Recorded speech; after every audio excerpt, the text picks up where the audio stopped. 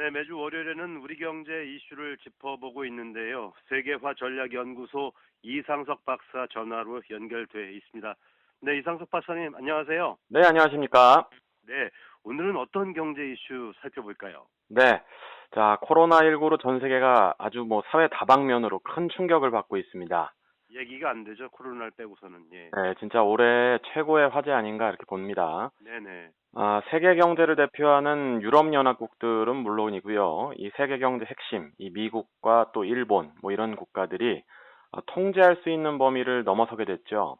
네. 그렇게 되면서 사전 방역과 태도에 대해서 큰 비난 여론이 각 국가들에서 일고 있는 그런 상황입니다. 예. 자, 이렇게 전 세계를 혼란에 몰아넣은 위기의 시대인데요. 이 대한민국이 나름 아주 잘 선방했다. 이런 외신들의 평가가 굉장히 많습니다. 예. 자, 이것을 어떻게 볼 것이고 또 우리에게는 어떤 과제가 있을 것인가. 오늘 이런 것들에 대해서 좀 얘기를 해볼까 합니다. 예, 알겠습니다.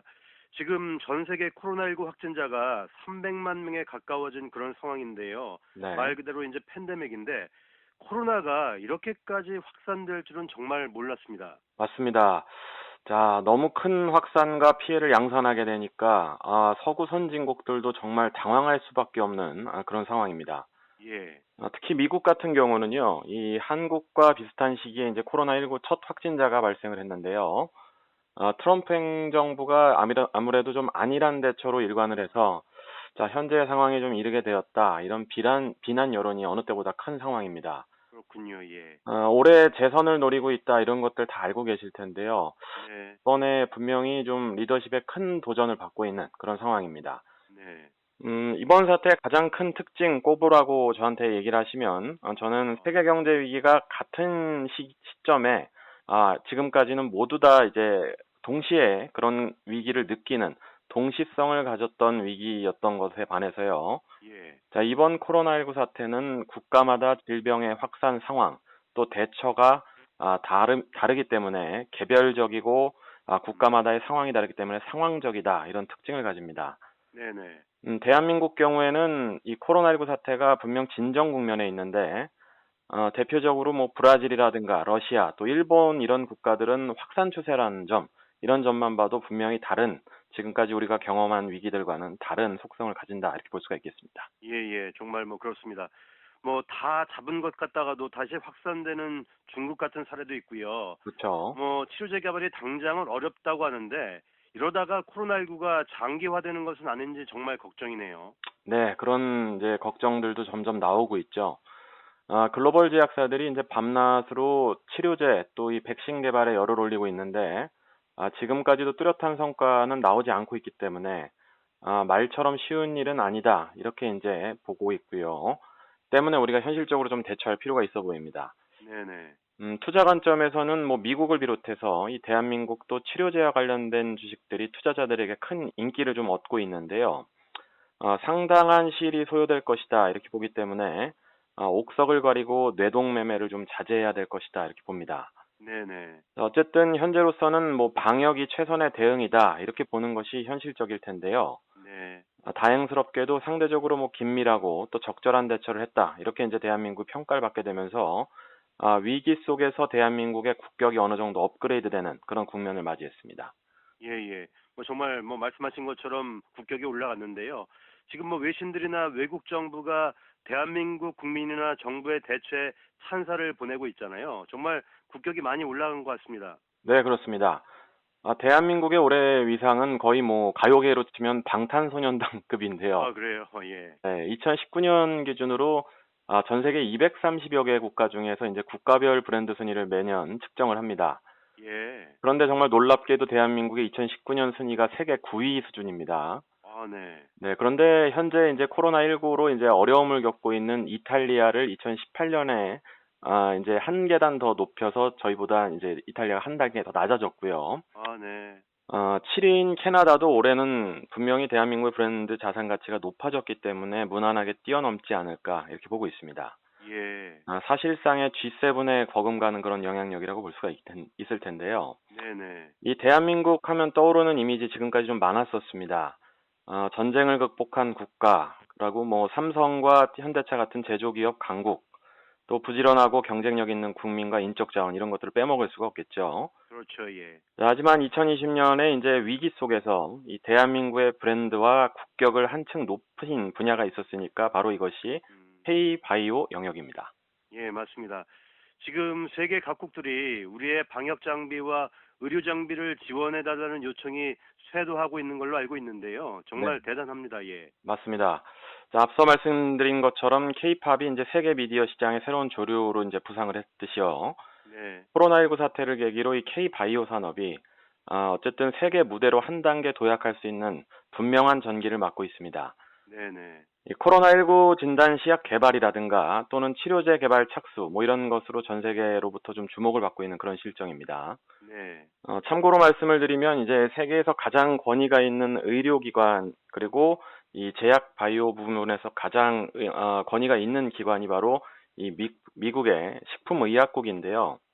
자, 우리가 FDA라고 부릅니다. 네네. 자, 그런데 이제 3월 말에 이제 도널드 트럼프 대통령이 문재인 대통령과의 전화 통화를 통해서 이 대한민국의 진단키트 업체 세 곳에 긴급 사용 승인을 이제 FDA에서 신속히 처리하겠다.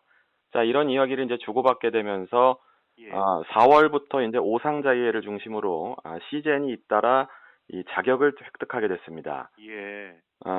보통 통상적으로 FDA 같은 경우는요, 이 바이오 지역에서는 굉장히 큰 호재인데요.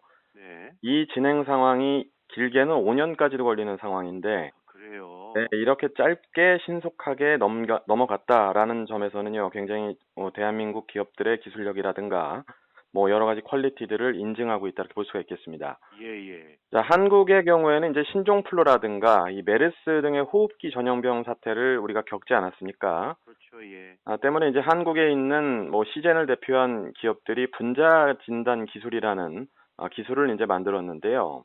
자, 이것이 값싼 가격에 대규모 인원을 검사할 수 있는 방식이기 때문에 이번에 코로나19 사태를 겪으면서 굉장히 엄청난 시너지가 발생했다. 이렇게 이제 정리를 할 수 있겠습니다. 그렇군요. 예.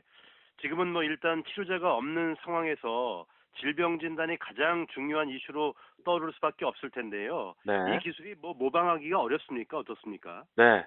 자, 일단 모방하기 어렵다. 이렇게 한마디로 얘기를 하는데요.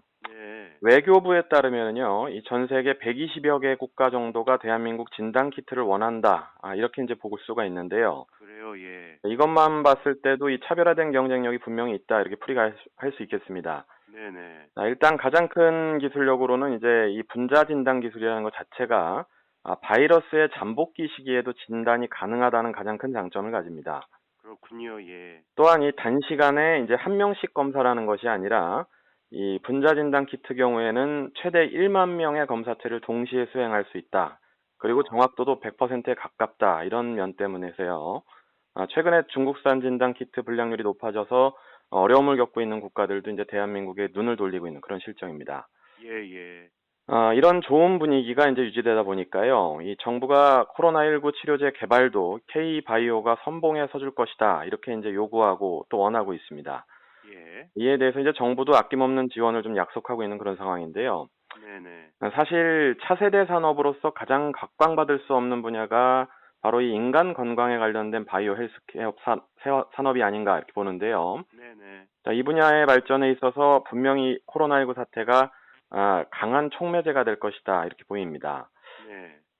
과거에 우리 이제 황우석 사태 기억들 하실 텐데요. 네, 맞습니다. 예. 당시에 대한민국 바이오 업계가 전 세계적으로 가장 큰 신뢰성에 큰 타격을 입었던 그런 사건이었었습니다.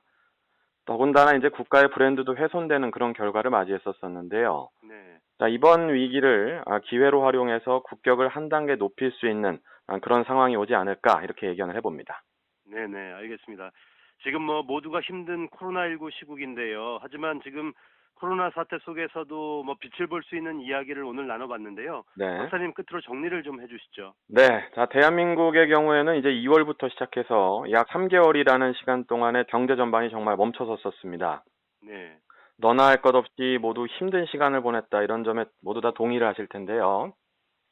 우리가 이번 사태를 통해서 이렇게 좀 갑작스러운 사건으로 인해서 위기가 나타날 수 있게 됐다. 이런 것들을 좀 깨닫게 되는 계기가 아닌가 이렇게 봅니다. 예. 난세 영웅이 난다 이런 말이 있는데요. 네. 위기 상황에서 기회로 만드는 그런 것들은 분명히 선택과 또 준비를 통해서 벌어진다. 이렇게 볼 수가 있겠고요. 예, 예. 일단 이 세계 경제의 흐름이 혼탁하기 때문에 최근 우리나라 대한민국의 대기업을 중심으로 한 수출 기업들이 타격이 굉장히 불가피해 보이는데요. 네. 어쨌든 이 상황에서 가장 먼저 해야 될 것은 통제 가능한 내수 경기를 살리는 데다 이렇게 이제 집중을 해야 된다라고 보고 있고요. 이 사태를 좀 더 세심하고 또 보듬어서 안정적으로 할 수 있는 정부의 움직임을 좀 기대해 보겠습니다. 네, 네. 알겠습니다. 예, 박사님 오늘 말씀 고맙습니다. 네, 감사합니다. 고맙습니다. 네. 지금까지 세계화전략연구소 이상석 박사였습니다.